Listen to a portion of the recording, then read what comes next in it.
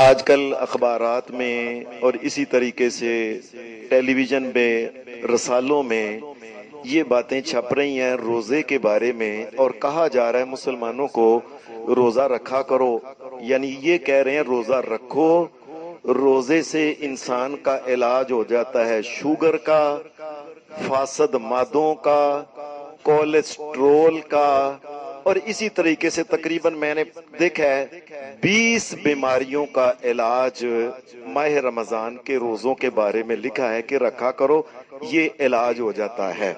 تو یاد رکھیں یہ بڑی خطرناک چیز ہے، اللہ کی قسم یہ اتنی خطرناک چیز ہے۔ ایک مسلمان اس لیے روزہ نہیں رکھتا کہ یہ شوگر کا علاج ہے، یہ فلانے کا علاج ہے، کولیسٹرول کا علاج ہے، نہ، ایک مومن روزہ اس وجہ سے رکھتا ہے کہ یہ میرے مالک میرے اللہ کا حکم ہے۔ یعنی وہ کئی پھر مجھے ڈائریکٹ ایک بندے نے کہا ہے لو آفت جی ہون میں روزے نہیں چھڑنا، میں کہ کیوں؟ مینوں پتہ لگے تے بڑیاں بیماریاں دا علاج ہے۔ تو اللہ سے ثواب جو ہے، جو ثواب کی نیت سے روزہ رکھنا ہے، اللہ کا حکم سمجھ کے رکھنا ہے، یاد رکھیں اس میں کوئی شک نہیں کہ اللہ کے حکم میں فائدے ہی فائدے ہوتے ہیں، لیکن ہمیں اگر فائدے کا نہیں پتا، بے شک نہ پتا ہو، ہم تو اس وجہ سے رکھتے ہیں کہ مالک کائنات نے حکم دیا ہے کہ مومنوں روزے رکھا کرو بس۔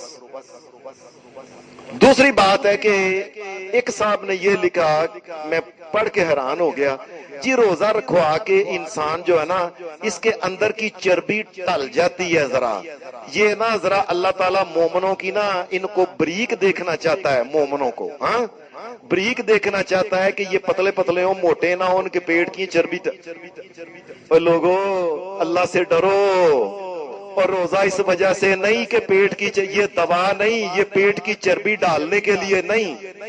اگر پیٹ کی چربی ڈالنے کی بات ہوتی تو اللہ کبھی نہ کہتا کیا کہ مومنو کلو واشربو حتی یتبین لکم الخیط الابیض من الخیط الاسود، مومنو صبح کے وقت اذان کا جب ٹائم ہوتا ہے اس تک جو کھا سکتے ہو کھا لو۔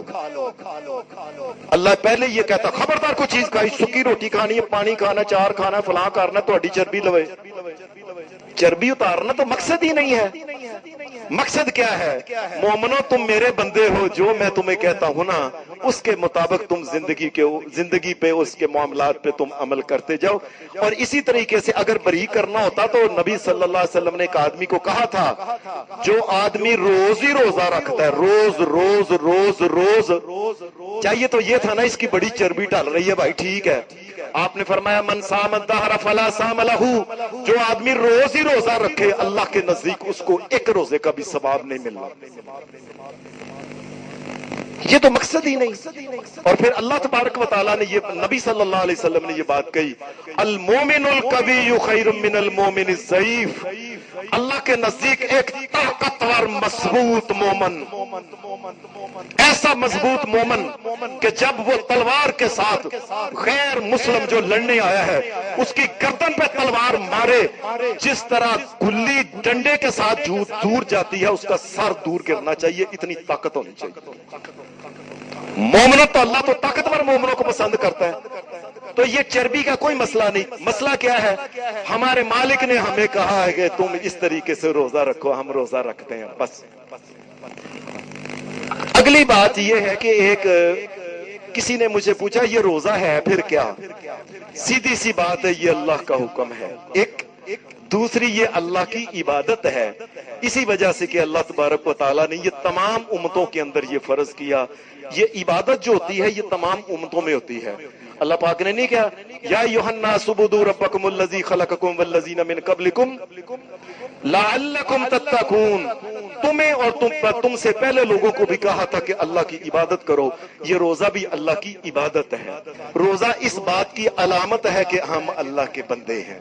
یا اللہ इन्ना सलाती व नुसुकी व महियाया व ममाती लिल्लाहि रब्बिल आलमीन।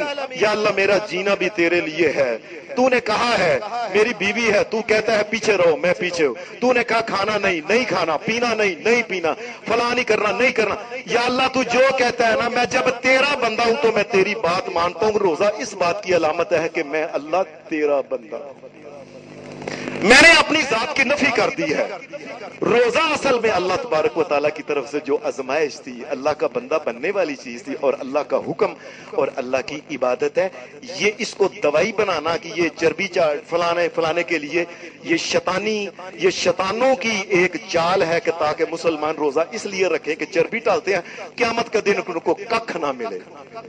और हम ये कहते हैं और बेशक रोजे से चर्बी बढ़ जाए, बेशक रोजा रखने से नुकसान हो जाए, हम अल्लाह का हुक्म मानेंगे फिर भी इंशाअल्लाह।